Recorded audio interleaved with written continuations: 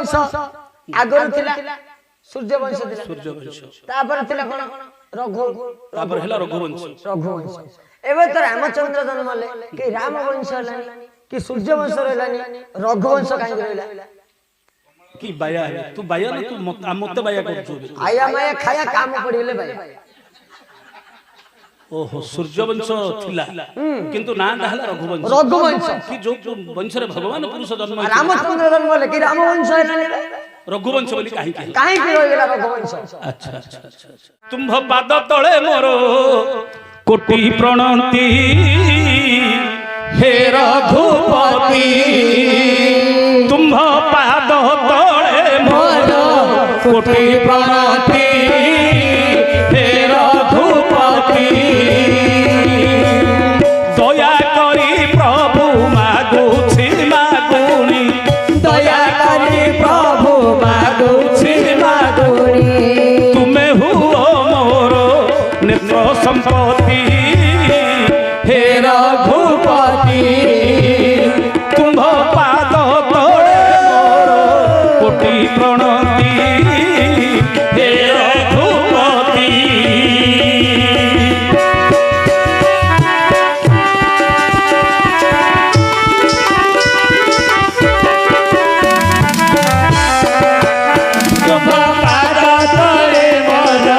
कोटि प्रणति हे रघुपति तुम्भ पाद तळे मोर कोटि प्रणति हे रघुपति साधु संग मिले कीर्तन करी बीती जाऊ रे दिन साधु संग मिले कीर्तन करी बीती जाऊ ए दिन एबे निनयन करू हे दर्शन एबे निनयन करू हे दर्शन देखुथिबी तुम दारु मूरति हे रघुपति तुम्भ पाद तळे मोर कोटि प्रणति हे रघुपति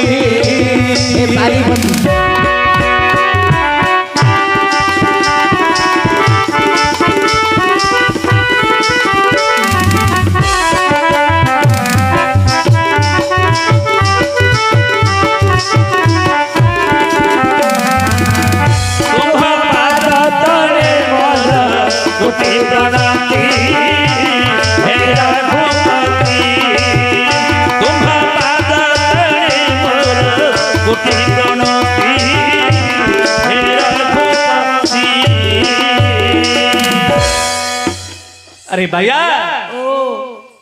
भक्त कले बोले प्रभु तुम पाद तले मोर कोटि प्रणति हे रघुपति ना नहीं रघुपति रघुवंशर पति तुमे सेही आसिला रघुनाथ पुनी रघुनाथ सेही रघुंकर नांटी आसिला ना नहीं हां रघुवंश आमे जो रघुराजंकर कीर्ति एते बड़ विस्तार राम वंश न हिकि हिजि रघुवंश काहे की सूर्यकर ए जो रामचंद्रंकर वंशा बोलता जानिछु पिला अंद घोषि दे जदी हमो गान जानियो अरे से पिला मोर एबे पिला माने अछि पिला माने खुशा हितला से मोरेला मनवन रे पिला समय एने कहउथली रे सुभद्रा पाठ करिया समय आगो काल रे पिला माने पुओ पिला माने जतल सुभद्रा सत्या माउतले ओडा सब पुराण पाठ सब घोषा होतला मोरा सब जगह थिला कहि देता जे सूर्य वंशा बोलिला आरंभ रु शेष पर्यंत कोठु आरंभ होईछि कोठी शेष होईछि अरे भैया ओ तो तू तो पिला बळे मु सिखै छी कथा आ मोर मन अछि रेडी किडी इतरी सिखै छी पैसा कोडायो अरे रामचंद्रंकर वंश सृष्टि हिछि कोठु ना सूर्यंग ठारू भगवान अनंत शयन विष्णुंकर नाभिरु गुटे पद्म जात हला हां से पद्मरु जात हेले ब्रह्मा ब्रह्मा अरे नाभिपद्म सुत ब्रह्मा ब्रह्मा ब्रह्मा सुत मरीचि मरीचि मरीचि सुत कश्यप कश्यप कश्यप सुत सूर्य सूर्य सूर्य सुत मनु मनु मनु सुत इक्ष्वाकु इक्ष्वाकु सुत बिकुखी बिकुखी बिकुखी सुत संजय संजय संजय सुत पृथु पृथु पृथु सुत विश्वंधा विश्वंधा विश्वंधा सुत चंद्र चंद्र चंद्र सुत जुवनास जुवनास जुवनास सुत श्रीवंत श्रीवंत श्रीवंत सुत धुंधमार धुंधमार धुंधमार सुत कुबलास्य कुबलास्य कुबलास्य सुत बहुडास्य बहुडास्य बहुडास्य सुत दृढास्य दृढास्य सुत निकुंभ निकुंभ सुत दृढास्य दृढास्य सुत निकुंभ निकुंभ सुत अनरण्य अनरण्य सुत हरिजस्य हरिजस्य सुत प्राण प्राण सुत त्रिचंदन त्रिचंदन सुत सत्यव्रत सत्यव्रत हरिचंद्र हरिचंद्र सुत रोहित रोहित सुत चंप चंप सुत उरुक उरुक सुत वृक वृक सुत सगर सगर सुत असमंज असमंज सुत अंशुमान अंशुमान सुत दिलीप दिलीप सुत रघु रघु सुत अज अज सुत दशरथ दशरथ सुत राम राम राम सुत राम अरे रामचंद्रंगर बापा हेले दशरथ दशरथ दशरथंगर बापा दशरथ बापा 11 रथ 11 थर बापा 12 रथ ता बापा 13 रथ जा जा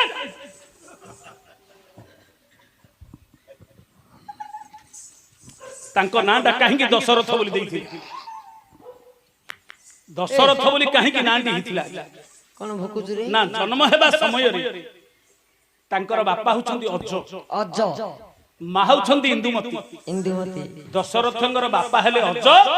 माहुछंती इंदुमती इंदुमती से इंदुमती जने पतिव्रता नारी सूर्यवंशर प्रतीक राजा माने पुण्यवंत जेतले कि नारद महर्षि आकाश मार्ग रे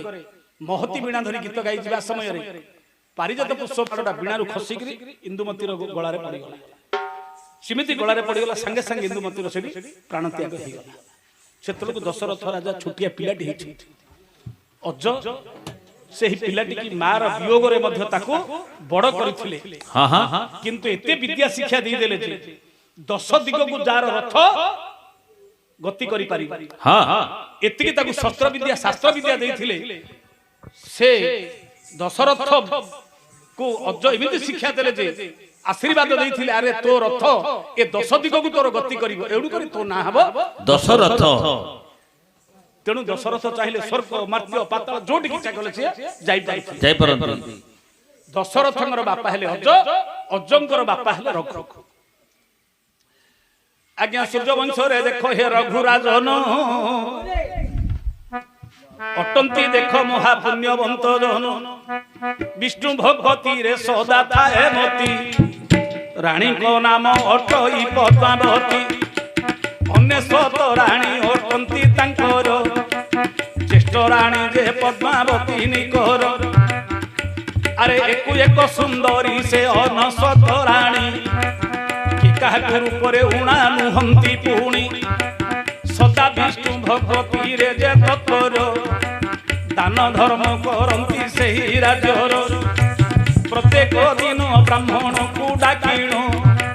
रघुवंश देख हे करंती दान एही परी देख गला केते आहे एही परी बीती गला केते देख दिन दिने दान देउछंती से रघुराजन एक ही ब्राह्मण पटे आसिला दशर रघुराजा को देख दान मागिला हे राजन मोते हे दियंतु दान सहजे अटे मु गरीब ब्राह्मण रघुराजा कहती शुणु हे विप्रवर जहा मागिब दान देवी मु सत्वर रघुकुल वचन जे चली आई प्राण जाई पर हे वचन न जाई जहा मागिब आहे ब्राह्मण निश्चय तुमको मु करिबि दान दिने गोटे कांगाल ब्राह्मण भिकारी ब्राह्मण आसी रघुराजा पाखरे पहुंच हे रघुराजा मते किछि टिके दया करो हे राजा मु गोटे कांगाल मो ब्राह्मण पाखरे किछि ना मु दरिद्र गोटे भिखारी दान नेबा आशारे आसी मु तुमको किछि मागिए पाइछि मते दियो जहा मागुच मागो मु निश्चय दान करी हे ब्राह्मण तमे दबो वंशरे जन्म रघुवंशरे जन्म सूर्य वंशरे मोर जन्म तमे जहा मागियो मु तुमको देबी दबो हां सत्य कर दबो तो सत्य सत्य त्रिबार कहिले सत्य करले मु मागी सत्य आज्ञा ताहा सुनी देखो सत्य सत्य त्रिबार सत्य जहा मागिबो हे ब्राह्मण दैवत ଦବ ସତ୍ୟ କରି କହୁଛି ତୁମକୁ ମୁଁ ଯାହା ମାଗିବ ଦାନ ଦେବି ଯେ ମୋର ତ କିଛି ନାହିଁ ଘର ନାହିଁ କି ଦ୍ୱାର ନାହିଁ ମୁଁ ଗୋଟେ ବ୍ରାହ୍ମଣ ତାହା ଶୁଣି କରିଦେବା କହି ଯେ କାଙ୍ଗାଳ ବ୍ରାହ୍ମଣ କିଛି ଦରକାର ନାହିଁ ମତେ ମୋହର କଥା ଶୁଣ ହେ ରାଜନ କଥା ଟିକେ ଶୁଣ ସହଜେ ଅଟେ ମୁଁ କାଙ୍ଗାଳ ବ୍ରାହ୍ମଣ ଭିକ୍ଷା ମାଗିଣ ଦେଖ କାଟୁଛି ଦିନ ଘର ଦ୍ୱାର ହେ ଦେଖ ମୋହର ନାହିଁ ସହଜେ ରୂପଟା ବିରୂପ ଯେ କହି ଖୁଦ କିନ୍ତୁ ମୋ ଅବସ୍ଥା ସୁନ୍ଦର ରୂପକୁ ଦେଖିଣ ମୋହର ପୁଣି ଧନ ସମ୍ପତ୍ତି ନାହିଁ ଦେଖ ଯେ ଧନ ସମ୍ପତ୍ତି ନାହିଁ ମୋର ନିକଟର ଏଣୁ କୌଣସି ଝିଅ ମତେ ହେବେ ବାହା ହେବାକୁ ଆଜି ପର୍ଯ୍ୟନ୍ତ ରାଜି ହେଉନାହିଁ ଆମ୍ଭଙ୍କୁ ଏଣୁ ବିବାହ ନ ହୋଇଣ ଆଜି ପର୍ଯ୍ୟନ୍ତ ରହିଛି ମୁହିଁ ବିବାହ ପାଇଁ ଝିଅଟିଏ ମତେ ମିଳିଲା ନାହିଁ ଅବିବାହ ହୋଇ ରହିଛି ହେ ରାଜନ ଅନେଶ୍ୱତ ରାଣୀ ତ ତୁମ୍ଭର ଅଛନ୍ତି ରହିଣ ନିଶ୍ଚୟ ତା ମଧ୍ୟରୁ ଗୋଟିଏ ମତେ କରନ୍ତୁ ଦାନ ତାକୁ ନେଇ ବିବାହ କରିବି ଆହେ ରାଜନ ଇଏ ବ୍ରାହ୍ମଣ ମାଗିଲା କହିଲା ହେ ରାଜା ମତେ ଧନ ସମ୍ପତ୍ତି ଦରକାର ନାହିଁ କିଛି ଲୋକ ନାହିଁ ରାଜା ମୁଁ ଗୋଟେ କାଙ୍ଗାଳ ବ୍ରାହ୍ମଣ ଘର ମୁଁ ଦ୍ୱାର ମୋର ଦରିଦ୍ର କିଛି ବ୍ରାହ୍ମଣ ନାହିଁ। ବୋଲି ମତେ ଆଜି ଭିକ ମାଗି ମାଗି ବଞ୍ଚୁଛି ଭିକ ମାଗି ବଞ୍ଚୁଛି ଆଜି ବୟସ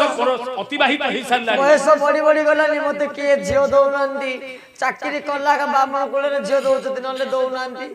ମୋର ତ ମୁଁ ଭିକ ମାଗିଲେ ଦିନ ଯାଉଛି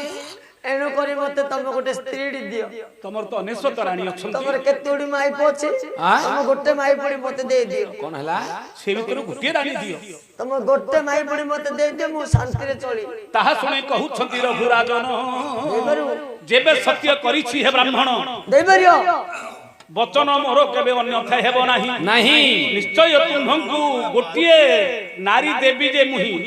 ଗୋଟେ କେବଳ ଗୋଟିଏ ନାରୀ ନୁହଁ ଆହେ ବ୍ରାହ୍ମଣ ଅନେଶ୍ୱତ ରାଣୀ ମୋହର ଅଛନ୍ତି ରହିଣ ଅନ୍ତପୁରକୁ ତୁମ୍ଭେ ନିଜେ ଯାଅ ଯାଅ। ଯାହାକୁ ଇଚ୍ଛା ତୁମ୍ଭେ ତାକୁ ନିହ ହେ ନିଶ୍ଚୟ ଯାଅ ରାଜା କହିଲେ ହେ ବ୍ରାହ୍ମଣ ବ୍ରାହ୍ମଣ ଏ ଅନେଶ୍ୱତ ରାଣୀ ମୋର ଅନ୍ତପୁରରେ ଅଛନ୍ତି ଅଛନ୍ତି ଯାହାକୁ ତମର ମନ ପାଇବ ବୁଲି ବୁଲି ଯାହାକୁ ଯାଅ। ଇଚ୍ଛା ହେବ ଯାହାକୁ ଇଚ୍ଛା ସେ ହବ ରାଣୀଟାକୁ ତମେ ସାଥିରେ ଧରିକିରି ଯ ରାଜାଙ୍କ କଥାରେ ହେ ବ୍ରାହ୍ମଣ ଗଲା ସବୁ ଅନ୍ତପୁର ଯାଇଣ ଦେଖିଲା ହଁ ପ୍ରତ୍ୟେକ ରାଣୀକୁ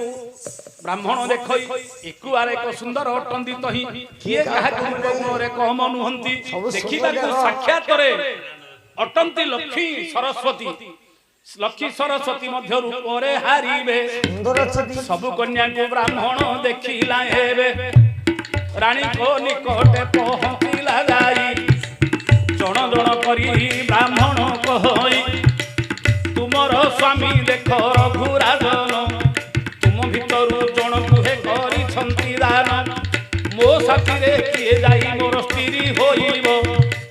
ତମ ସ୍ୱାମୀଙ୍କର କଥା କିଏ ରଖିବ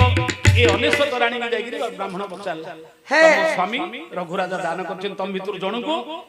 କିଏ ଆସ ମୋର ତମର ସ୍ତ୍ରୀ ହବ ତମେ ତମର ସ୍ୱାମୀ ମତେ ଦାନ କରିଛି ତମ ଭିତରୁ କିଏ ହବ ମୋ ମାଇପ ଆସ ଟିକେ ଭାଷା ସଂଯୋଗ କରି କହିବ ନା ଏମିତି କହୁଥିଲା ମାଇପ ବ୍ରାହ୍ମଣ କହିଲେ ହେ ରାଣୀ ମାନେ ହେ ରାଣୀ ସ୍ୱାମୀ ମାନେ, ରଘୁରାଜା ରଘୁରାଜା କରିଛନ୍ତି ତମ ଭିତରୁ ଜଣକୁ ଜଣକୁ। ମୁଁ ଆଜି ପର୍ଯ୍ୟନ୍ତ ବିବାହିତ ବିବାହିତ କାହିଁକି ମୋର ଅବାଧ ଘର ହେଇଯାଇଛି। ଦ୍ୱାର ନାହିଁ, ମୁଁ ଗୋଟେ କାଙ୍ଗାଳ ବ୍ରାହ୍ମଣ ରାଜା ମତେ ଦାନ କରିଛନ୍ତି ତମ ଅନେଶ୍ୱତ ଭିତରୁ ଯିଏ ହେଲେ ଜଣେ ଆସ ମୋର ସ୍ତ୍ରୀ କିଏ ହେଲେ ଜଣେ ଆସ ତମ ଆଜ୍ଞା ତାହା ଶୁଣି ଅନେଶ୍ୱତ ରାଣୀ ଉଠିଲେ ମୁଁ ଯିବି ସମସ୍ତେ କହିଲେ ଆମ ସ୍ୱାମୀ ଯଦି ଦାନ କରିଛନ୍ତି ଏଇଟା ହଉଛି ଆମର ଭାଗ୍ୟବତୀ ଏ ଅନେଶ୍ୱତ ଯାକ ରାଣୀ ଉଠିଲେ ବୋଲେ ନାହିଁ ନାହିଁ ଆମେ ଯଦି ସ୍ୱାମୀ ଦାନ କରିଛନ୍ତି ଏ ସିଏ କହିଲା ମୁଁ ଯିବି ଇଏ କହିଲା ମୁଁ ଯିବି ସମସ୍ତେ କହିଲେ ମୁଁ ଯିବି ବୋଲି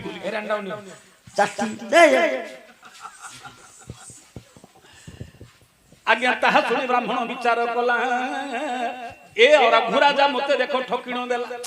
ନିଶ୍ଚୟ ରଘୁରାଜା ଆଗରୁ ଶିଖେଇ ଦେଇଛି ଦେଲା ରାଣୀ ମାନଙ୍କୁ ଆଗରୁ ଶିଖାଇ ଦେଲା ଶିଖାଇ ଦେଇଛି ମୁଁ ଯିବି ସମସ୍ତେ କହନ୍ତି ସହଜେ ତ ମୁଁ ହଟଇ ବ୍ରାହ୍ମଣ ସହଜେ ନାହିଁ ମୋର ଯେ ବାଡ଼ି ମୁକ୍ତି ମୋହର ଘର ଯେ ନାହିଁ ଏ ଅନେଶ୍ୱତ ରାଣୀକି ନେଇ କୋଉଠି ରଖିବି ମୁଇଁ ନିଜେ ରହିବା ପାଇଁ ମୋର ଘର ଖଣ୍ଡେ ମତେ ଖାଇବାକୁ ମିଳିବ ନାହିଁ ଏ ସମସ୍ତେ କହୁଛନ୍ତି ମୁଁ ଯିବି କାହାକୁ ନେଇକି କୋଉ ବୋଧେ ରଘୁରାଜର ଦେବାକୁ ଇଚ୍ଛା ନାହିଁ ଯେ ସମସ୍ତେ ଯିବି ବୋଲି କହିଲେ ସିଏ ମତେ ଦେଇପାରିବନି ମୁଁ ଯେମିତି ନେଇପାରିବିନି ଆଉ ଏ ଅନେଶ୍ୱତ ରାଣୀ ଯଦି ଯିବି ବୋଲି କହିବେ ମୁଁ ତ ରହିବା ପାଇଁ ମୁଁ ନିଜେ ଜଣେ ରହିବା ପାଇଁ ମୋର ଘର ନାହିଁ ଏ ସମସ୍ତଙ୍କୁ ନେଇକିରି ମୁଁ କୋଉଠି ରଖିବି एणे ब्राह्मण तहु चली गला रघु राजा को जाइण कहिला हे राजन देबाकू जेबे तुमर इच्छा नाही नाही करी देले देखो मुहि जीवी पळाई अच्छा आहे सब जाक राणी की तुम्हे सिखाई देलो भलो पाठ मते तुम्हे दे कहिलो कपट करी मते आहे राजन आगरु सब राणी मन को देलो सिखाइण आहे सब राणी जीवी जीवी मो पछरे गोड़ांती केउठी रखिबी एहाको नेई आहे नृपति सहजे अटई मु कांगाल ब्राह्मण भिक मागी देखो हे काटुछि दिन हे रहिबाकू देखो मो जणे मोर घर खंडे नाही ए 99 जण को नेई कोठी रखिबी मुही जदि तमर देबाकू इच्छा नाही नाही कहले रांद तमे कर देले पळेबी तमे रानी मन सिखाई दिछो जे 99 जागा छात्री जीवी कहउछंती मते निजो खाइ गमले मो निजर बास नाही ए अनस्पति स्त्री ने कि कोडी रखी मुई तमे रानी मते घर नै द्वार नै कि पैसा पत्र किछि नाही संपत्ति नाही ए 99 तमे दबर इच्छा नै नाही करते दादा मु नेबिनी आउ तमे देई परियो न मु नै परिनी मु तो अंदी कहली बेरा कहली बेरा सब दे सिखाई दिछो एता क मागिन मो अनस्पति नै कोड रखी को मते निजो खाइ गमले नै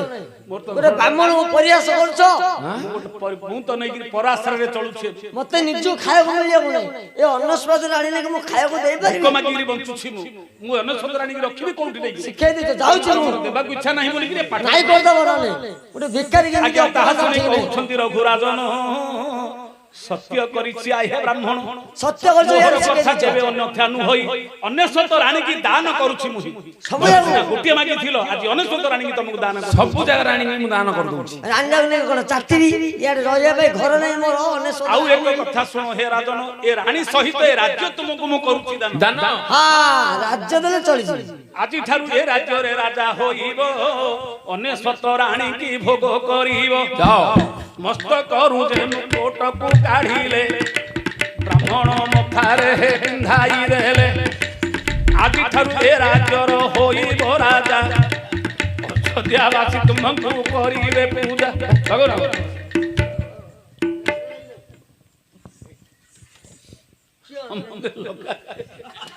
राजा कौन कले मुकुटटा बाहर कर देगिरी ब्राह्मण मस्तक रे थोई देले कहिले हे राजा हे ब्राह्मण ए आजी ए 99 रानी सह अयोध्या राज्य मध्य तुमको मु दान करूछि आजी ठारू तुमे होचे अयोध्यार राजा ए मु चलिले राज्य बाहरी जा ए राज्य बाहर रघु राजा पात्र मंत्री की आदेश देले मोहर आदेश सुन तुम्हे बोइले आज ठारू ए ब्राह्मण अट ई राजा ए ब्राह्मण को आज ठारू तुम्हे करिवो पूजा मो पाद तले खटियो सबला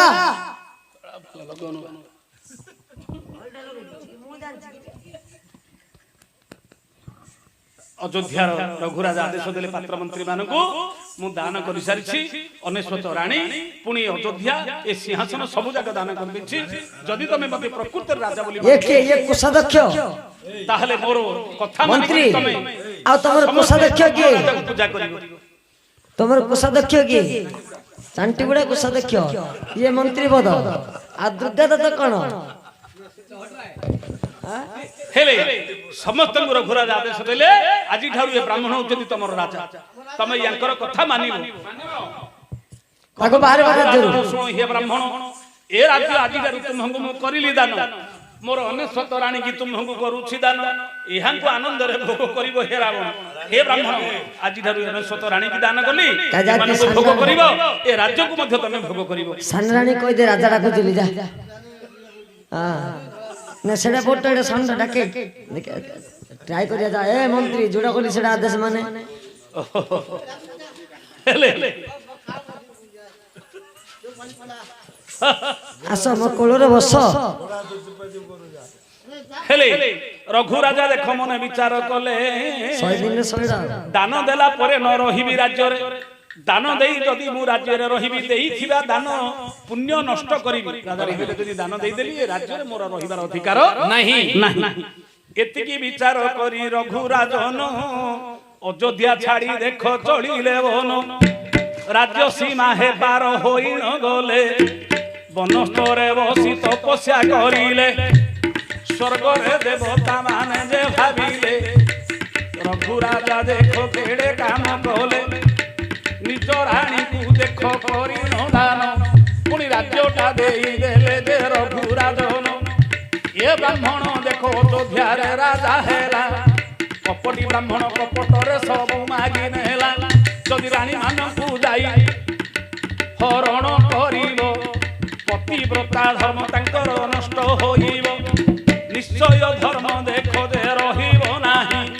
ପୃଥିବୀରୁ ଧର୍ମ ଦେଖ ଯିବ ଉଭେଇ ଅଧର୍ମ ରାଜ୍ୟ ଅଯୋଧ୍ୟାରେ ହୋଇବ ନାରୀର ଦେବେ ପତିବ୍ରତା ଧର୍ମ ନଷ୍ଟ ହେବ ଦେବସଭାରେ ବିଚାର କଲେ ଯଦି ବ୍ରାହ୍ମଣ ଜଣ ଜଣଙ୍କୁ ଯଦି ଭୋଗ କରିଦେବ ଏମାନଙ୍କର ପତିବ୍ରତା ଧର୍ମ ନଷ୍ଟ ହେଇଯିବ ତାହେଲେ ଧର୍ମ ବୋଲି ସଂସାର ରହିବ ନାହିଁ ଆଜ୍ଞା ସେ ସମୟ କନ୍ଦର୍ପକୁ ଦେବତା ଡାକିଲେ ଇନ୍ଦ୍ର ଡାକିଣ ତାଙ୍କୁ ଆଦେଶ ଦେଲେ ହେ କନ୍ଦର୍ପ ତୁମ୍ଭେ ମର୍ତ୍ତ୍ୟକୁ ଯିବ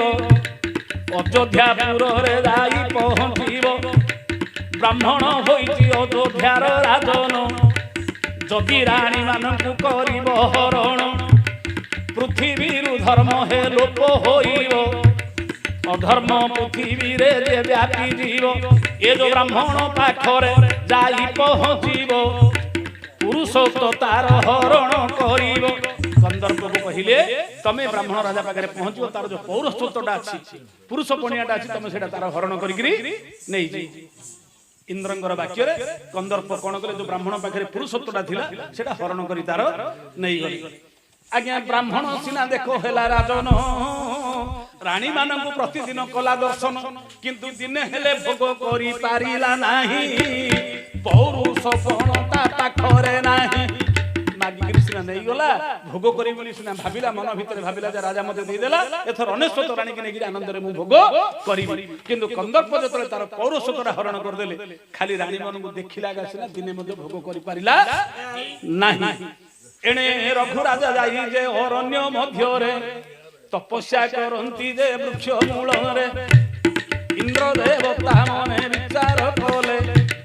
ଏ ପୁଣ୍ୟ ରାଜା ଅଛନ୍ତି ବନରେ ନ ଖାଇ ନ ପିଇ ସେ ରଘୁରାଜ ନିଶ୍ଚୟ ଜୀବନ ତାଙ୍କ ଚାଲିଯିବ ଆଜ ଏଭଳି ରାଜା ସଂସାରରେ ହୋଇଲେ ମରଣ ଧର୍ମ ନଷ୍ଟ ହୋଇଯିବ ମର୍ତ୍ତ୍ୟରେ ଜାଣ ମାତଳିକି ଡାକିଣ ଇନ୍ଦ୍ର ଆଦେଶ ଦେଲେ ଏ ଅମୃତ ଫଳଟା ଧରି ଯାଅ ବୋଇଲେ ମୋହର ଆଦେଶ ବୋଲି ରଘୁରାଜାଙ୍କୁ କହିବ ଏ ଅମୃତ ଫଳଟା ରଘୁରାଜାଙ୍କୁ ଦେବ ଏ ଫଳଟା ଦେବେ ରାଜା କରିବେ ଭକ୍ଷଣ ସୁଧା ସୁଷା କେବେ ନ ଲାଗିବ ଯେ ଜାଣ ଏ ଜରା ରୂପ ତାଙ୍କୁ ଆକର୍ଷଣ ନ ହେବ ସବୁଦିନ ଭଳି ଦେଖ ଏ ଯୌବନଟା ଥିବ ଇନ୍ଦ୍ର ମାତଳି ହାତରେ ଅମୃତ ଫଳ ଦେଇକିରି କହିଲେ ଏ ଫଳଟା ନେଇକି ତମେ ରଘୁରାଜାଙ୍କୁ ଦବ ବନସ୍ତରେ ସେ ତପସ୍ୟା କରୁଛନ୍ତି ଯଦି ନ ଖାଇ ନ ପିଇ ରାଜା ମରିଯିବେ ଆମକୁ ପାପ ଲାଗିଯିବ ତେଣୁ ରାଜାଙ୍କୁ କହିବ ଇନ୍ଦ୍ର ଦେଇଛନ୍ତି ବୋଲି ଅମୃତ ଫଳଟା ଦବ ମାତଳି କଣ କଲେ କହିଲେ ହେ ରାଜା ଏ ଯୋଉ ଅମୃତ ଫଳଟା ଏ ଅମୃତ ଫଳଟି ନେଇକିରି କହିଲେ ବୋଲେ ରାଜା ଇନ୍ଦ୍ର ସ୍ୱର୍ଗରୁ ପଠେଇଛନ୍ତି ଏ ଅମୃତ ଫଳଟି ନେଇକିରି ତମେ ଭକ୍ଷଣ କରିବ ତାହେଲେ ତମକୁ କ୍ଷୁଧାତୃଷା କିଛି ହବନି କ୍ଷୁଧାତୃଷା ହବନି ତମର ଯୌବନଟା ସବୁଦିନ ପାଇଁ ଏମିତି ଥିବ କେବେ ମଧ୍ୟ ତମେ ବୃଦ୍ଧ ହବ ନାହିଁ ଆଜ୍ଞା ମାତଳି ହସ୍ତରୁ ଯେ ଅମୃତ ଫଳ ନେଇଣ ମନରେ ବିଚାର କଲେ ସେ ରଘୁରାଜନ ଭାବିଲେ ମୋ ପାଇଁ ସିନା ଅମୃତ ଫଳ ଆଣିଲେ ଏ ଅମୃତ ଫଳ ଯେବେ ମୁଁ ଖାଇବି ବୋଇଲେ ନିଶ୍ଚୟ ମୋର ଯେବେ ଯୌବନ ଆସିବ ଏ ଯୌବନ ଥାଇ ମୋର କିସ ହୋଇବ ରାଣୀ ମାନଙ୍କୁ ମୁଁ ତ କରିଛି ଦାନ କିସ ହୋଇବ ମୋର ଏ ନବ ଯୌବନ ରାଜା ଭାବିଲେ ମୁଁ ତ ରାଣୀ ମାନଙ୍କୁ ଦାନ କରିଦେଇଛି ରାଜା ତ ରାଜ୍ୟ ତ ଦେଇଦେଇଛି ତପସ୍ୟା କରିକି ଶରୀର ଆଜି ନହେଲେ କାଲିକି ତ ଜୀବନ ଦିନେ ଦିନେ ମରିବି ମୁଁ ତାହେଲେ ମୁଁ ଏ ଅମୃତ ଫଳ ଖାଇକି ବଞ୍ଚିକିରି କଣ ଲାଭଟା ହବ କଣ ହବ ମୋର ଯେମିତି ସବୁଦିନ ଥିବ ଏବେ ମଲେ ମତେ ଆଉ ଥରେ ଆର ଥର ଜନ୍ମ ହେବି ସିନା କିନ୍ତୁ ମୁଁ ଖାଇବି ଅମୃତ ଫଳ ମୋର କଣ ଲାଭ ହବ ରାଣୀ ତ ମୋ ପାଖରେ ନାହାନ୍ତି ଯୌବନ ଥାଇକିରି ମୋର କଣ ହବ ଭାବିଲା କାଙ୍ଗାଳ ବ୍ରାହ୍ମଣଟା ଦୁର୍ବଳ ହେଇଯାଇଛି ଯଦି ଏ ଫଳଟା ନେଇକିରି ମୁଁ ଏ ଫଳଟା ନେଇକିରି ଯଦି ମୁଁ ବ୍ରାହ୍ମଣକୁ ଦେବି ଏ ଫଳଟି ବ୍ରାହ୍ମଣ ଖାଇଲେ ମଧ୍ୟ ଅମୃତ ଫଳଟା ଖାଇଲେ ଏ ଯୋଉ ଦୁର୍ବଳଟି ହେଇକିରି ଅଛି ତାର ହେଲେ ଦେହଟା ସୁସ୍ଥ ହବ ତାହେଲେ ସେ ସୁନ୍ଦର ରୂପଟା ଆସିବ ଏ ଅନେଶ୍ୱତ ରାଣୀକି ସୁଖରେ ସିଏ ଭୋଗ କରିବ ଦେଖନ୍ତୁ ଆଜ୍ଞା କେମିତି ସେ ରାଜା ଦୟାଳୁ ପୁରୁଷ ଆଜ୍ଞା ସଂସାରରେ ସମସ୍ତେ ସିନା ଧନ ସମ୍ପତ୍ତି ଦାନ କରିଦେବେ ନିଜର ସ୍ତ୍ରୀ କି ଦାନ କରିବାଟା ଭାରି କଷ୍ଟ। ଗୋଟିଏ ରାଣୀ ମାଗିଥିଲେ କିନ୍ତୁ ସେ ଅନେଶ୍ୱତ ରାଣୀକି ଦାନ କରିଦେଲେ ସବୁ ରାଜ୍ୟ ଦାନ କରିଦେଲେ ସମ୍ପତ୍ତି ଦାନ କରିଦେଲେ ସିଂହାସନ ଦାନ କରିଦେଲେ ଇନ୍ଦ୍ର ଅମୃତ ଫଳଟା ପଠେଇଥିଲେ ମଧ୍ୟ ଯାହା ଖାଇଥିଲେ ସେ ଅମର ହେଇଯାଇଥାନ୍ତେ କିନ୍ତୁ ଭାବିଲେ ମୁଁ ଖାଇକିରି କଣ କରିବି ଅମର ହେଇକିରି ସଂସାରରେ କଣ କିଛି ଦରକାର ନାହିଁ ସେ ଫଳଟି ଧରି ଦେଖ ରାଜ୍ୟକୁ ଆସିଲେ ବ୍ରାହ୍ମଣ ରାଜାକୁ ରଘୁ ରାଜା କହିଲେ ହେ ବ୍ରାହ୍ମଣ ଶୁଣ ମୋହର ବଚନ କଣ ହେଲା ଯେ ଅମୃତ ଫଳ ଇନ୍ଦ୍ର ଅଛନ୍ତି ପଠେଇଛନ୍ତି ଏ ଅମୃତ ଫଳଟି ଏବେ ତୁମ୍ଭେ ନିଅ ଏ ଅମୃତ ଖାଇଲେ ଯୌବନ ରହିବ ନିଶ୍ଚୟ ଏ ଅସୁନ୍ଦର ରୂପ ହେ ହୋଇବ ସୁନ୍ଦର ରାଣୀ କି ମୋର ଭୋଗ କରିବ ସଖର କହିଲେ ଇନ୍ଦ୍ର ହେ ବ୍ରାହ୍ମଣ ଏ ଅମୃତ ଫଳଟି ଯଦି ତମେ ଖାଇଦବ ତମ ରୂପ ଯୌବନ ପୁଣି ଆସିଯିବ ଅତି ସୁନ୍ଦର ହେଇଯିବ ତମେ ସାରା ଜୀବନ ଥିବା ପର୍ଯ୍ୟନ୍ତ ତମର କେବେ ବୃଦ୍ଧ ହେବ ନାହିଁ କ୍ଷୁଧା ତୃଷା କିଛି ହବନି ଇଏ ହଉଛି ସ୍ୱର୍ଗର ଅମୃତ ଫଳ ଆଉ ଏ ଫଳଟି ଖାଇବ ଇନ୍ଦ୍ର ମତେ ଦେଇଛନ୍ତି ମୁଁ କଣ କରିବି ତେଣୁକରି ଫଳଟି ତମକୁ ଦେଇଦେବି ତମେ ଖାଅ ମୁଁ ଚାଲି ଯାଉଛି ଫଳଟା ପୁଣି ଦାନ ଦେଇକି ବଣକୁ ପଳେଇଲେ ଆଉ ଥରେ ବଣକୁ ଚାଲିଗଲେ ରଘୁ ରାଜା ଇଏ ବ୍ରାହ୍ମଣ ଦେଖ ମନରେ ଭାବିଲା ରାଜା ମତେ ଦେଖ ବୋକା ଭାବିଲା ବୋକା ହଉଛି ମତେ ମୁଁ ସହଜ ବ୍ରାହ୍ମଣ ଏ ରାଣୀ ମାନଙ୍କୁ ସିନା ଦାନ କରିଦେଲା ରାଜ୍ୟଟା ସିନା ଦାନ କରିଦେଲା ଲୋଭଟା ତାହାର ମନରୁ ନ ଗଲା ଏ ମନସ୍ଥରେ ଦେଖ ଏବେ ବୁଲିଲା ଯାଇ ବିଷ ଫଳଟା ମତେ ଦେଉଛି ତହିଁ ଏ ବିଷ ଫଳ ଅମୃତ ବୋଲି ବିଷ ଫଳ ଦେଇ ଏ ଫଳ ଖାଇଲେ ନିଶ୍ଚୟ ମରିବି ମୁହିଁ ମରିଗଲେ ପୁଣି ରାଣୀ ମାନଙ୍କୁ ନେବ ଏ ରାଜ୍ୟରେ ପୁଣି ଆସି ରାଜା ହୋଇବ ଏ ବ୍ରାହ୍ମଣ ଭାବିଲା ଚାଲାକିଟା ଇଏ ମତେ ନାହିଁ ଓହୋ ବଣରୁ ଆଣିକି ଗୋଟେ ବିଷ ଫଳଟି ଦେଇ ଦଉଛି ବିଷ ଫଳଟା ଖାଇଦେଲେ ମୁଁ ମରିଯିବି ମୁଁ ମରିଗଲା ପରେ ସେ ଦେଇଦେଲା ସିନା ତାର ଲୋଭ ଛାଇଲା କିଏ ବ୍ରାହ୍ମଣ ଭାବିଲା ଅନେଶ୍ୱତ ରାଣୀକି ଦେଇଛି ସିନା ରାଜାର ଲୋଭ ଯାଇନି ଓହୋ ବନସ୍ତରୁ ଆଣୁଛି ଅମୃତ ଫଳ ବୋଲି କହିକିରି ମତେ ବିଷ ଫଳଟା ଦବ ମୁଁ ବିଷ ଫଳଟା ଖାଇଦେଲେ ମରିଗଲା ପରେ ଏ ରାଣୀ ମାନଙ୍କୁ ପୁଣି ନେଇକି ରାଜ୍ୟରେ ଭୋଗ କରିବ ଏ ରାଜ୍ୟ ଭୋଗ ନାଇଁ ଇଏ ମୁଁ ଏମିତି ବୋକା ନାହିଁ ଏ ତ ବିଷ ଫଳ ବୋଲି ମନରେ ଭାବିଲା ବାରିପଟକୁ ସେ ଫଳଟା ଫିଙ୍ଗିଣ ଦେଲା ଦୈବ ଘଟଣା ହେ ନୁହ ଇଆନ ସେ ଫଳ ବାରିପଟେ ପଡ଼ିଲା ଯାଇଣ ପଚିଶଡ଼ି ଭୂମିରେ ତାର ମଞ୍ଜି ପଡ଼ିଲା ସେ ମଞ୍ଜିରୁ ଦେଖ ପୁଣି ବୃକ୍ଷ ଦେଲା ବାରିପଟେ ଅମୃତ ଫଳ ଫଳିଲା ତହିଁ ବ୍ରାହ୍ମଣ ରାଜା ଏହି କଥା ଦେଖଇ ଆରେ ବାରିପଟେ ବିଷ ଫଳ ଫିଙ୍ଗିଲି ନଷ୍ଟ ହୋଇଯିବ ସିନା ମୁଁ ମନେ ଭାବିଲି ଏ ବିଷ ଫଳ ନଷ୍ଟ ହୋଇଲା ନାହିଁ ମଞ୍ଜିରୁ ବୃକ୍ଷ ହୋଇ ଫଳିଛି ତହିଁ ଯଦ୍ୟପି ଏ ଫଳକୁ କେହି ଖାଇଦେଲା ମାତ୍ରେ ବିଷ ଫଳ ଯେ ମରିବେ ନିଶ୍ଚୟ ମତେ କେବେ ପାପ ଲାଗିବ ଏ କଥା ବ୍ରାହ୍ମଣ ମନେ କରିଲା ଭାବିଲା କେଡ଼େ କଥା କଲେ ବିଷ ପଡ଼ିଲା ମରିବ ନଷ୍ଟ ହେଇଯିବ ସିନା ଫିଙ୍ଗିଲି ତାର ମଞ୍ଜି ପଡ଼ିକି ଗଛ ହେଇଗଲା ଏତେ ବଡ଼ ବିଷ ଫଳ ଯାକ ଫଳିଛି ଲୋକେ ଯଦି ଅଯୋଧ୍ୟାର ପ୍ରଜା ମାନେ ଖାଇଦେଲେ ତାହେଲେ କିଏ ମରିଯିବେ ମତେ ପାପ ଲାଗିବ ଆଜ୍ଞା ଚାରିପଟେ ଦେଖ ଦେଲା ବେଢାଇ ଲେଖିଦେଲା ସେ ବ୍ରାହ୍ମଣ ତହିଁ ଏ ବିଷ ଫଳ ଅଟେ କିଏ ନ ଖାଇବ ଯିଏ ଫଳ ଖାଇବ ସିଏ ମରିବ ଲେଖିଦେଲା ଯେ ଚାରିପଟେ ଇଏ ହଉଛି ବିଷ ଫଳ ଏ ଫଳକୁ କିଏ ଖାଇବ ନାହିଁ ଭାବିଲା ଇଏ ମତେ ଦେଇକିରି ଏ ବିଷ ଫଳଟେ ହେଇଯାଇଛି କାଳେ ଯଦି ପ୍ରଜା ମାନେ କିଏ ଖାଇଦେବେ ତାହେଲେ ସେମାନେ ମରିଯିବେ ପାପ ଲାଗିବ ଏତିକି ବିଚାର କରିଲା ବ୍ରାହ୍ମଣ ଇଏ ବିଷ ଫଳ ବୋଲି ପ୍ରଚାର କରିଲା ଜାଣ ଚାରିଆଡେ ପ୍ରଚାର କରିଲା ଯେ ଏଗୁଡାକ ସବୁ ବିଷ ଫଳ ଅଯୋଧ୍ୟା ରାଜା ମାନେ ଜାଣିଲେ ମହୋଦୟ ଗୋଟେ ବଡ ବୋର୍ଡ ମାର ଆମ ବାଡି କାନି ଅଛି ଯୋଉ ଗଛ ସେ ଫଳ କିଏ ଖାଇବନି ସେଟା ବିଷ ଗଛ ବଡ ମାର ସବୁଆଡେ ଆଜ୍ଞା ଚାରିପଟେ ଦେଖ ଏହି ପ୍ରଚାର କରିଲା ଏ କଥା ଯାଇ ଚାରିପଟେ ଯେ ଅଯୋଧ୍ୟା ରାଜ୍ୟରେ ଦେଖ ହାଲା ହୋଇଲା ଚାରିଆଡେ ଲୋକେ ଜାଣିଲେ ଏଟା ବିଷ ଫଳ ରଜାର ବାରିପଟେ ଅଛି ସେ ରାଜ୍ୟରେ ଏକ ହେ ବୁଢା ବୁଢୀ ଥିଲେ କୌଣସି କାରଣରୁ ଦେଖ ମାଡ଼ ଲାଗିଲେ ବୁଢା ସେ ଦିନ ବାଙ୍କି ବାଡି ଧରିଣ ବୁଢୀଟାକୁ ଚାରି ବାଡି ଦେଖ ଦେଲା ପିଟିଣ ଏ ସମୟ ବୁଢୀ ମନରେ ଭାବିଲା ବୁଢୀ କାଳକୁ ଏ ବୁଢା ଯେ ପିଟିଲା ଏ ଜୀବନ ଆଉ ମୁଁ ରଖିବି ନାହିଁ ବିଷ ଖାଇଲ ନିଜେ ମରିବି ମୁହିଁ ସେ ରାଜ୍ୟରେ ଗୋଟେ ବୁଢା ବୁଢୀ ଦିଟା ଥିଲେ ପୁଅ ଝିଅ କିଏ ନାହିଁ ଏ ଦିଟା ବୁଢା ବୁଢୀ ଖାଲି ଶେଷ ସମୟ ହେଲାଣି ଜଣକୁ 80 ବର୍ଷ ଜଣକୁ 70 ବର୍ଷ ଏ ଦି ଜଣ ବୁଢା ବୁଢୀ କୌଣସି କାରଣ ଗୋଟେ ମାଡ଼ ଲାଗିଗଲେ ଯେ ଏ ବୁଢା କଣ କଲା ବାଙ୍କି ବାଡ଼ିଟା ଧରିଲା ବୁଢାଟାକୁ ଚାରି ବାଡ଼ି ପିଟି ଦେଲା ବୁଢୀ ଭାବିଲା ଏ ରହିଜଳା ବୁଢା କାଳକୁ ମତେ ବାଡେଇଲା ଆଉ ଏ ଜୀବନ ରଖିବିନି ଯାଉଛି ବିଷ ଖାଇକିରି ମରିଯିବି ଭାବିଲା ବିଷ କୋଉଠୁ ଆଣିବି ରାଜାଙ୍କର ବାରିପଟ କଥା ମନେ ପଡିଲା ରାଜାଙ୍କ ବାରିପଟେ ବିଷ ଫଳ ଅଛି ଭାବିଲା ଯିବି ସେ ବୃକ୍ଷରୁ ଏକ ଫଳ ଆଣିବି ଏ ବିଷ ଫଳ ଖାଇ ନିଶ୍ଚୟ ମରିବି ବୁଢୀ ଭାବିଲା ଆଉ ଏ ଜୀବନଟା ରଖିବିନି ରାଜାଙ୍କର ବାରିପଟେ ତ ବିଷ ଫଳ ଗଛ ଅଛି ସେଥିରୁ ଗୋଟେ ଫଳଟି ଆଣିବି ଖାଇଦେବି ମରିଯିବି ଏତିକି ବୁଢୀ ମନେ ବିଚାର କଲା ସେ ବିଷ ବୃକ୍ଷ ଫଳ ମୂଳେ ମିଳିଲା ଫଳଟି ଯେତେବେଳେ ବୁଢୀ ତୋଳି ଆଣିଲା ବିଷ ଫଳ ବୋଲି ଫଳଟାକୁ ଖାଇ ନ ଦେଲା ସହଜେ ଅମୃତ ଫଳ ସେ ଅଟଇ ଦହିବର ଘଟଣା ଆଜ୍ଞା ଜ୍ଞାନ ନୁହଇ 17 ବର୍ଷର ଦେଖ ସେ ଦିଣ୍ଡା ହୋଇଲା ଏ ବୃଦ୍ଧା ରୂପ ଯାଇ ତାର ଯୌବନ ହେଲା ଏ ବୁଢୀ ସିନା ମରିଯିବି ବୋଲି ଭାବିଲା ଯେମିତି ସେଟା ଖାଇଦେଲା ଆଜ୍ଞା 80 ବର୍ଷର ବୁଢୀ ବୋଲି ଦିଣ୍ଡା ହେଇଗଲା ମାଲୋ ମଲି ବାପାଲୋ ମଲି ବିଷ ଫଳ ଖାଇ ମୁଁ ଦିଣ୍ଡା ହୋଇଲି ମାଲୋ ମଲି ବାପାଲୋ ମଲି ବିଷ ଫଳ ଖାଇ ଏବେ ଦିଣ୍ଡା ହୋଇଲି କିପରି ଏ ଘଟଣା ଘଟିଲା ମୋର ମରିବା ବଦଳରେ ଯୌବନ ହେଲା ମୋର ଏ ଭାବିଲା ଆରେ ମରିବି କଣ ଏଟା ବିଷ ଫଳ ବୋଲି ଖାଇଦେଲି ହଁ ମରିବି କଣ ତା ବଦଳରେ 17-18 ବର୍ଷର ଯୁବତୀ ନାରୀ ହେଲି ହେଲେ ମୁଁ ଯଦି ସିନା ଯୋଉ ଭୁଆ ଶୁଣି ହେଲି ଇଏଟା ତ ବୁଢାଟା ତ 80 ବର୍ଷର ବୁଢା ମୋର ଯୌବନ ସମୟ କଣ କରିବ ବୁଢା ଭୋଗ କରିପାରିବ କି ଭାବିଲା ଯଦି ଏ ଫଳ ଖାଇକିରି ମୁଁ ଯଦି ହେଇଗଲି ବୁଢାକୁ ଦେଇଦେଲେ ବୁଢାଟା ମୋର ଭେଣ୍ଡିଆ ହେଇ ଆଉ ଗୋଟିଏ ଫଳ ଦେଖ ବୁଢୀ ଯେ ନେଲା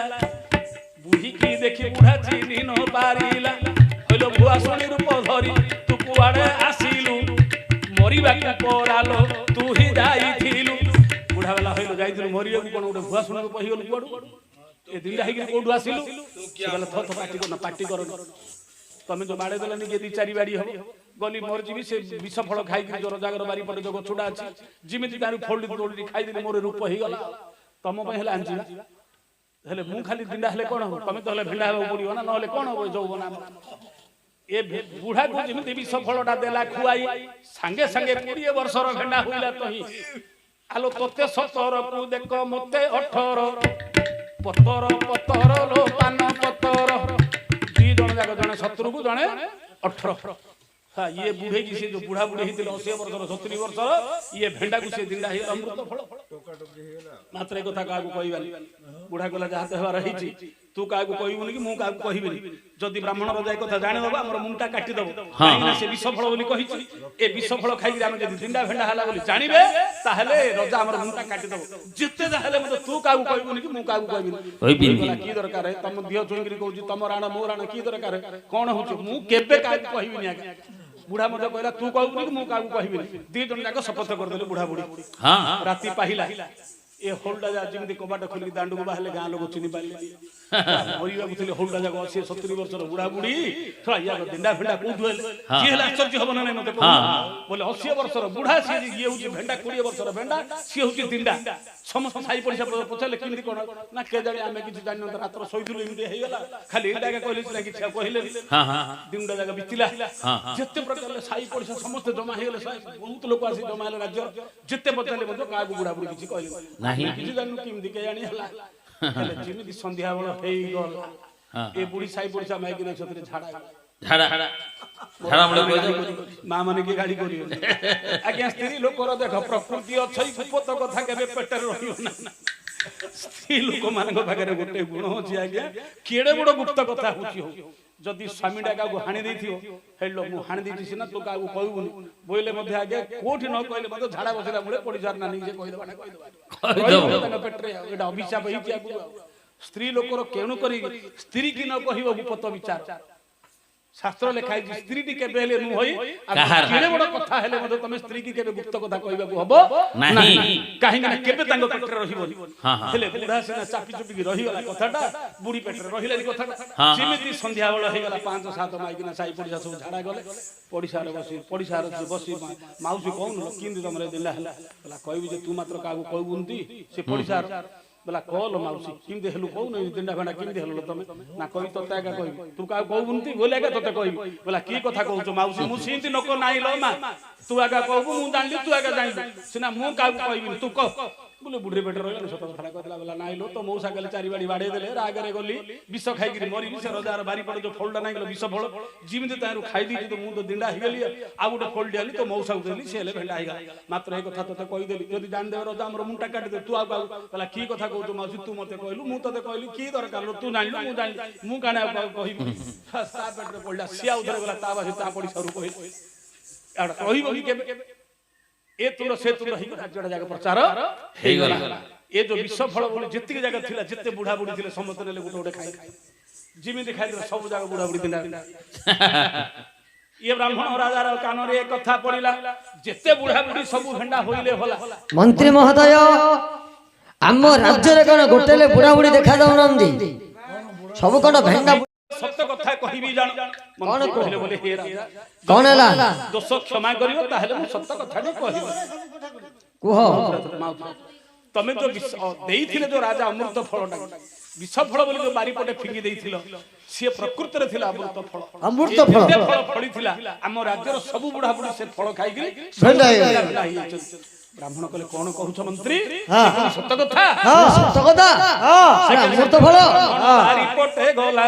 चलो देखिला वृक्ष रे गोटिए फल नाही तो भला काई वृक्ष रे फल गोटेले नाही जाई छंती नेई गोटिए हेले फल आउ वृक्ष रे नाही मन मध्य रे जे ब्राह्मण भाबिला केड़े कथा मुहि जे कली बोइला ए कांगाल रूप को देखो धरिछि मुहि लोभरे सिना अनेश्वर रानी आनिली मु आहे अनेश्वर रानी मागी आनिली मुहि दिन हेले जन को भोग करि न पारिली अनाई अनाई खाली मुहि दिन काटिली ब्राह्मण भाबले केड़े कथा कली देइथिया जिनसटा को फिंगी देली जदी राजा देले सिना अनेश्वर रानी गोटे दिन जणु को हेले काहा को हेले मध्य भोग करि पारली खाली देखि जा रहली खाली देखि जा रोजने किछि करि पन्य अन्य अन्य खाली मोर दिन सरी गला सिना दिने मध्य जणु को भोग करि पारली छी अमृत फलला मिलिथिला खाइ ले मोर जौवनटा सिद्धांत एतिकी ब्राह्मण देखो विचार कला आउ थरे जिबि जिमिति हेले फलडी खाइ बोला जिमिति हेले फलडी खाइ आवा देखिला गोटे गछरे गोटे हेले फल नै लोके सब नै जाई छै नाय सब सईबा तो से दिन आज्ञा फलटे झड़ी तळे से फलटी हे जाई पड़ी मंत्री महोदय गोटे बरिछि फल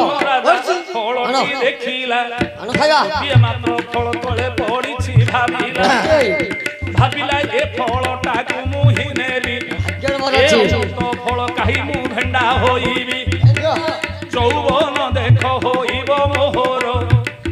रूपटा मोहर दिसिब सुंदर ए अनेश्वर रानी की आनी न मुहि दिने दिने भोग देख दे करिबी तही ए ब्राह्मण राजा देखिला बारी पटे गलाडू गछर तो नाही किछि सबु फलडी तळे झड़ी गिरी पड़िछि भाबिला जा हो ए फलडा हेले खाइ देबी फलडा खाइ देबी हेबो निश्चितार मोर भेंडा रूपटा हेबो सुंदर रूपटा हेबो रानी वाले को भोग करबी एते विचार करिला ब्राह्मण जेते बेले फलटाकू आज्ञा देला खाइण दैव घटना हे आननु होई से फल रात्रे झड़ी पड़िथिला तही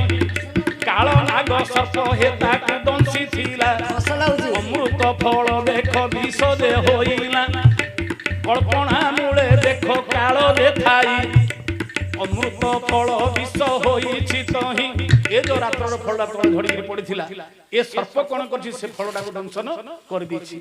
जो दंशन करिया सहित जो काल जो हळाहळ विष से फल भितरे जरिगिरी रहिछि आज्ञा समस्तंग पाहि सिना अमृत फल हेला राजा पाई देख से तो विष होइला प्रकृति वृक्षर फल मध्य रात्र झड़िकी पड़िथिला सर्प दंशन करिछि से फल विषरे हळाहळ विष जरिगिरी रहिछि जिमिति फलटा को खाइ कोन मोर देह एमिति लागुछि आउ बंचबिनी जहा धरा पड़ला मंत्री महोदय फलटा हे खाइ न देला नाग साप विष द्वारा रे ब्राह्मण मरिला जिमिति फलटा को खाइ दिछि आज्ञा ए जो हळाहळ विष जरिगिरी थिला से फल रे कल्पना मूले देख काल दे थाई ये जहा भाबई ताकू ता मिलोई ये जो विष फल बोली फिंगी देथिला आज्ञा ସମସ୍ତଙ୍କ ପାଇଁ ସିନା ଅମୃତ ହେଲା ଏ ବିଷ ଫଳଟା ମଧ୍ୟ ତା ପାଇଁ କେବଳ ବିଷ ଆଗା ହେଇଗଲା ଏଣୁ ମନ ଭିତରେ ଯେମିତି ଭାବନା କରିଥିବା ତାକୁ ସେଇଟା ପ୍ରାପ୍ତ ହେଇଗଲା। ଯୋଉଟା କି ବିଷ ଫଳ ବୋଲି ଫିଙ୍ଗି ଦେଇଥିଲା ତା ଭାଗ୍ୟକୁ ସେଇଟା ବିଷ ଆଗା ହେଇଗଲା ସେଇଟା ଅମୃତ ହେଲା ନାହିଁ। ହେଲେ ବ୍ରାହ୍ମଣ ମରିକିରି ପଡିଛି କ୍ଷତ୍ରିୟ ବଂଶର ନିୟମ ଅଛି ରଜା ଯଦି ମରିକିରି ପଡିଛି ଆଉ ଜଣେ ରାଜା ନ ହେଲା ପର୍ଯ୍ୟନ୍ତ ତାର ଶବ ଦାହ ହେଇପାରିବ ନାହିଁ। କ୍ଷତ୍ରିୟ ବଂଶର ନିୟମ ଅଛି ଜଣେ ଯଦି ରାଜାଟି ମରୁଛି ଆଉ ଜଣେ କିଏ ରାଜ ସିଂହାସନରେ ବସିଲେ ହିଁ ତାପରେ ତାର ଶବ ଦାହ ହବ ନହେଲେ ଶବ ଦାହ ହେଇପାରିବ ନାହିଁ। ହେଲେ ପ୍ରଜାମାନେ ବିଚାର କଲେ କିଏ ରାଜା ହବ ହସ୍ତିକି ଆଣିଲେ ସୁବର୍ଣ୍ଣ କଳସ ଧରିକି ବୁଲେଇବା ଯାହା ମୁଣ୍ଡରେ ଢାଳିବ ସିଏ ରାଜା ହବ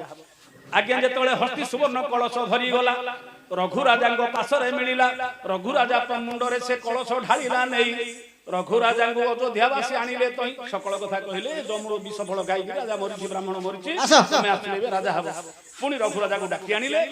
ଏ ଯୋଉ ମୁକୁଟ ନେଇ ରଘୁ ରାଜାଙ୍କୁ ପୁଣି ପ୍ରଦାନ କଲେ ଅଯୋଧ୍ୟାର ପ୍ରଜାମାନେ ତାଙ୍କୁ ପୁଣି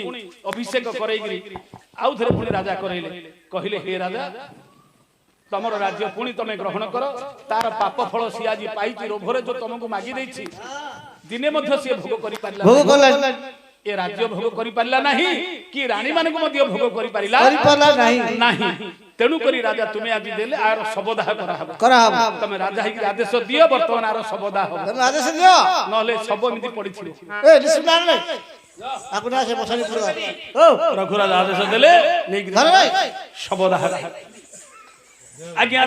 ରାଜାଙ୍କ ଆଦେଶରେ ଏ ଶବକୁ ନେଲେ ବ୍ରାହ୍ମଣର ଶବକୁ ନେଇ ଏ ଦାହ ଯେ କଲେ ଏଣେ ସ୍ୱର୍ଗରେ ଦେଖ ସୁଧର୍ମା ଯେ ସଭାରେ ଦେବତା ମାନେ ଏହି କଥା ଚିନ୍ତିଲେ ଦେବତା ମାନେ ଧନ୍ୟ ଧନ୍ୟ ତୁମ୍ଭେ ହେ ରଘୁରାଜନ ଏ କୀର୍ତ୍ତି ଜଗତରେ କୀର୍ତ୍ତି ହେ ରଖିଲ ପୁଣ୍ୟ ସେ ସଭାରେ ସୂର୍ଯ୍ୟ ଦେବ ବସିଥିଲେ ନିଜ ବଂଶ କଥା ଶୁଣି ଗର୍ବ ଯେ କରିଲେ ଭାବିଲେ ମୋ ବଂଶରେ ଜନ୍ମ ହେଲା ରଘୁରାଜନ ଏତେ ଦାନ ଦେଇ ଦେଖ ଅର୍ଜିଛି ପୁଣ୍ୟ ସେଦିନ ସୂର୍ଯ୍ୟ ଦେବତା ରଘୁରାଜାକୁ କହିଲେ ତୋର ଯୋଗୁ କୀର୍ତ୍ତି ରହିଲା ସୂର୍ଯ୍ୟ ବଂଶରେ ଆଜିଠାରୁ ଆଶୀର୍ବାଦ ତୋତେ ଦେଉଛି ମୁହିଁ ଏ ବଂଶର ନାମ ରଘୁବଂଶ ହୋଇବ କହିଁ ଏ ଯୋଉ ଧର୍ମା ସଭାରେ ଦେବତା ସଭାରେ ଧନ୍ୟ ଧନ୍ୟ କଲେ ରଘୁରାଜାକୁ କହିଲେ ହେ ରାଜା ଲୋକେ ଆଜି ପର୍ଯ୍ୟନ୍ତ ଧନ ସମ୍ପତ୍ତି ସିନା ଦାନ ଦେଇଛନ୍ତି କିନ୍ତୁ ନିଜର ରାଣୀକି କିଏ ଆଜି ପର୍ଯ୍ୟନ୍ତ ଦାନ ଦେଇନି ଏ ଯୋଉ ଲୋଭ ଶୂନ୍ୟ ହେଇକି ତମେ ଯୋଉ ଦାନ ଦେଇକି ଯୋଉ ମର୍ତ୍ତ୍ୟରେ ଯୋଉ କୀର୍ତ୍ତି ରଖିଛ ଧନ୍ୟ ଧନ୍ୟ ଯେତେବେଳେ କହିଲେ ସୂର୍ଯ୍ୟ ଦେବତା ସେଠି ଆନନ୍ଦ ହେଇଗଲେ ଭାବିଲେ ଯାହା ହଉ ମୋ ବଂଶରେ ଜଣେ ରାଜା ଆଜି ଏଡେ ବଡ ପୁଣ୍ୟ ଅର୍ଜନ କରିଛି ଦେବତା ମାନେ କହିଲେ ସେ ଯେତିକି ପୁଣ୍ୟ ଅର୍ଜନ କରିଛି ସ୍ୱଦେହରେ ରଘୁରାଜା ସ୍ୱର୍ଗକୁ ଆସିବ ସେଇଠି ସୂର୍ଯ୍ୟ ଦେବତା କହିଲେ ଆଜିଠାରୁ ଏ ବଂଶର ନାଁ ସୂର୍ଯ୍ୟ ବଂଶ ହବନି ତମ ନାଁରେ ଆଜି ଏ ବଂଶଟା ନାମିତ ହେବ ତେଣୁକରି ଲୋକେ କହିବାକୁ ରଘୁବଂଶ ତେଣୁ ରଘୁରାଜା ନିଜର ଦାନ ଧର୍ମ ଫଳରେ ଖାଲି ଏତିକି ନାହିଁ ଆଜ୍ଞା ରଘୁରାଜା ଏତିକି ପୁଣ୍ୟ କରିଥିଲେ ଯେ ସ୍ୱଦେହରେ ସେ ସ୍ୱର୍ଗକୁ ଜଣକୁ ପଠେଇବା ପାଇଁ ମଧ୍ୟ ଚିନ୍ତା କରିଥିଲେ ଆଉ ଦିନେ ଗୋଟେ ବ୍ରାହ୍ମଣଙ୍କୁ କହିଲେ ସେ କହିଲା ମୁଁ ସ୍ୱର୍ଗକୁ ଯିବି କେମିତି ନା ସ୍ୱର୍ଗକୁ ଯିବା ପାଇଁ ଗୋଟେ ନିଶୁଣି ତିଆରି କରିଦେଲେ ରଘୁରାଜା ପିନ୍ଧିଲେ ଯେମିତି ଗୋଟେ ସିଡି ତିଆରି ହେଇଗଲା ଏ ବ୍ରାହ୍ମଣ ସ୍ୱର୍ଗକୁ ଯିବା ସମୟରେ ରାବଣ ଯାଉଛି ରଥରେ ବସିକିରି ଦେଖିଦେଲା ବ୍ରାହ୍ମଣଟି ଯାଉଛି କୁଆଡେ ଚଢିକିରି ଗଲା ଆଜି ପର୍ଯ୍ୟନ୍ତ ମୁଁ ଭାବିଲି ପାହାଚ କରିବି ବୋଲିକିରି କିନ୍ତୁ ମୁଁ କରିପାରିଲିନି କିଏ ସ୍ୱର୍ଗକୁ ନିଶୁଣିଟା ତିଆରି କରିଛି ବ୍ରାହ୍ମଣଙ୍କୁ ପଚାରିଲେ ହେ ବ୍ରାହ୍ମଣ କୁଆଡେ ତମେ ସ୍ୱର୍ଗକୁ ଯାଉଛି କିଏ ତୋତେ ପଠେଇଲା ନା ରଘୁରାଜା ମତେ ପଠେଇଛି ଆରେ ମୁଁ କରିପାରିଲିନି ଇଏ ଗୋଟେ ସିଡି ତିଆରି କରିଦେଇଛି ଠିକ ଅଛି ସେତେବେଳେ ସେ କହିଲା ମୁଁ ଯଦି ତିଆରି ନ କଲା ପର୍ଯ୍ୟନ୍ତ ସିଡିରେ କିଏ ଯାଇପାରିବ ନାହିଁ ବ୍ରାହ୍ମଣଙ୍କୁ ତଳକୁ ଠେଲିଦେଲେ କିଏ ରାବଣ ତଳେ ପଡିଗଲା ଆସିକି ବ୍ରାହ୍ମଣ ସେ କହିଲା କଣ ନା ରାବଣ ମତେ ଠେଲିଦେଲା ଆସିଲା ଯେତେବେଳେ କି ଇଏ କହିଲେ ଯଦି ସେ ରାବଣ ମାରିଛି ତାକୁ ନିଶ୍ଚିତ ମାରିବ ବ୍ରହ୍ମେଶ୍ୱରଟା ମାରିବ ସେ ବ୍ରହ୍ମେଶ୍ୱର ଗଲା ରାବଣକୁ ମାରିବା ପାଇଁ ସେ ଭୟରେ ବ୍ରହ୍ମେଶ୍ୱର ରାବଣ ପଛରେ ଗୋଡେଇଛି ରାବଣ ଧାଇଁଛି ଚାରିପଟେ ସମସ୍ତଙ୍କୁ ଶରଣ ମାଗିଲା ବ୍ରହ୍ମାଙ୍କ ପାଖରେ ପହଞ୍ଚିଲା ବ୍ରହ୍ମା କହିଲେ ତୋତେ କିଏ ରକ୍ଷା କରିପାରିବେନି ବ୍ରହ୍ମେଶ୍ୱର ଦାଉରୁ ରକ୍ଷା କରିବା ପାଇଁ କେବଳ ଉପାୟ ଅଛି ଗୋଟିଏ ନାରୀ ରୂପ ଧରି ଯଦି ଗର୍ଭବତୀ ହେଇଯିବୁ ତାହେଲେ ତୋତେ କିଏ ମାରିପାରିବ ନାହିଁ ନାରୀ ରୂପ ଧରି କୋଣି ଗର୍ଭବତୀ ନାରୀ କି କେବଳ ବ୍ରହ୍ମେଶ୍ୱର ସିନା ଛାଡିବ ଆଉ କାହାକୁ ଛାଡିବ ନାହିଁ ସେ ତ ମାୟାରେ ରାବଣ ସବୁ ବେଶ ହେଇପାରିବ ସାଙ୍ଗେ ସାଙ୍ଗେ ଗୋଟେ ଗର୍ଭିଣୀ ନାରୀ ହେଇଗଲା କିଏ ରାବଣ ଯେମିତି ଗର୍ଭିଣୀ ନାରୀ ହେଇଗଲା ସେ ବ୍ରହ୍ମେଶ୍ୱର ଫେରିକିରି ପଳେଇ ଆସିଲା ରଘୁରାଜା ପାଖକୁ ହେଲେ ଭାବିଲା ଯୋଉ ଗର୍ଭିଣୀ ନାରୀ ହେଲା ତ ଗର୍ଭବାସ ହେଇଛି ଇଏ ତ ଅନ୍ୟଥା ହବନି ସେ ଗର୍ଭରୁ ଗୋଟେ ଆଜ୍ଞା ଝିଅଟି ଜନ୍ମ ହେଲା ସେ ଗର୍ଭରୁ ଝିଅଟି ଜନ୍ମ ହେଲା ଭାବିଲା ଯଦି ଏ ଝିଅଟାକୁ ରଖିବି ମୁଁ ମୋର ବୀରପଣକୁ ଲୋକେ ନିନ୍ଦା କରିବେ ପୁଣି ମାଇକି ନାହିଁ ଲୋକେ ଜାଣିବେ ସମସ୍ତେ ଏ ଝିଅଟା କଣ କଲା ଆଣିଲା ପେଢିରେ ପକେଇକି ତାକୁ ସମୁଦ୍ରରେ ଭସେଇ ଦେଲା ସେଟା ଭାସି ଭାସି ଗଲା ଲାଗିଲା ମିଥିଳାରେ ଜନକ ଋଷି ଚାଷ କରିବା ସମୟରେ ସେ ପେଢିରୁ ଜନ୍ମ ହେଲେ ସିଏ ହଉଛି ସୀତା ରାବଣ ଗର୍ଭରୁ ସୀତାଙ୍କର ଜନ୍ମ ଏଣୁ ଦୁହିତା ହରଣ ରାବଣ ମରଣ ଆହେ ବାପାର ମରଣ ଯେ ପୁଅର ଦଶା ବାଟରେ କରିଛି ହେ ସନ୍ନ୍ୟାସୀ ବସା ମାକୁ ଦେଖ ଏଣେ ଲାଗିଛି ବର ଝିଅ ଯିବ ପୁଣି ଏବେ ଶାଶୁ ଘର ବାପାର ମରଣ ପୁଅର ଦଶା ରାବଣ ମରିବା ଦିନ ଇନ୍ଦ୍ରଜିତର ଦଶା ବାଟରେ କରିଛି ସନ୍ନ୍ୟାସୀ ବସା ରାମଚନ୍ଦ୍ର ସୁବଳାଗିରି ବସିଛନ୍ତି ମାକୁ ଲାଗିଛି ବର ମା ହେଲେ ମନ୍ଦୋଦରୀ ବର ହେଲା ବିଭୀଷଣ ଇଆଡେ ବିଭୀଷଣ ବିଭାଗକୁ ଇଆଡେ ସଜ ହେଇକି ବସିଛି ବେଦୀ ଉପରେ ଝିଅ ଯିବ ଶାଶୁଘର ବାପା ଘର ହଉଛି ଲଙ୍କା ଶାଶୁଘର ହଉଛି ଅଯୋଧ୍ୟା ଏଣୁକରି ଦୁହିତା ହରଣ ରାବଣ ମରଣ ପୁରାଣ ଆଜ୍ଞା ଆପଣ ଖୋଜିଦେବେ ରାମାୟଣଟା ଯୁଆଡୁ ଖୋଜିବେ ଏତେ ଏମିତି ଅଛି ସନ୍ଧି କଥା ଗୁଡାକ ଏଣୁ ଆମେ ସମସ୍ତେ ଭାବୁଛେ ପ୍ରକୃତରେ ରାବଣର ଝିଅ ହଉଛି ସୀତା ହଉ